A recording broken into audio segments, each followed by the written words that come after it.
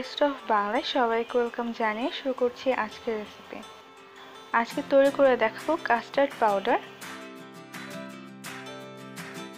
আজকের recipe follow করে মাত্র 5টি উপকরণ দিয়ে একদম দোকান থেকে কিনে আনা কাস্টার্ড পাউডার তৈরি করে দেখাবো।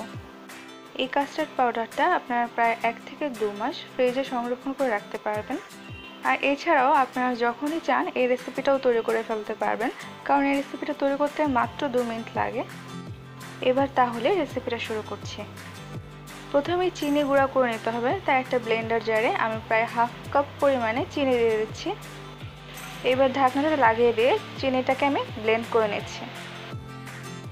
চিনিটাকে গুঁড়া করে নিয়েছি, দেখতে ঠিক এরকম হবে। দিয়ে দিচ্ছি প্রায় 2.5 টেবিল চামচ পরিমাণে গুঁড়া দুধ। এবার দিয়ে দিচ্ছি প্রায় 2.5 টেবিল চামচ পরিমাণে কর্নফ্লাওয়ার। অরেঞ্জ ফুড কালার দিয়ে দিচ্ছি প্রায় 1/4 চা চামচ, বলতে গেলে একদম সামান্য পরিমাণে। ভ্যানিলা এসেন্স দিয়ে দিচ্ছি 1-2 ফোঁটা। এবার ঢাকনাটা লাগিয়ে এটাকে শেষবারের মতো ব্লেন্ড করে নেব।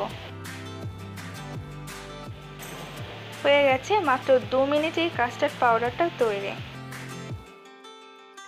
এই কাস্টার্ড পাউডার দিয়ে আমার চ্যানেলে কাস্টার্ড কেকের একটা রেসিপি আছে, ভিডিও শেষে আপনারা এটা সাজেশনে পেয়ে যাবেন, চাইলে দেখে নিতে পারেন। কালার এবং স্মেল সব কিছু মিলিয়ে একদম বাইরে থেকে কিনে আনা কাস্টার্ড পাউডারের মতো। আপনারা বাসায় বানিয়ে দেখুন, তারপরে বুঝতে পারবেন যে এটা কতটা পারফেক্ট হয়েছে।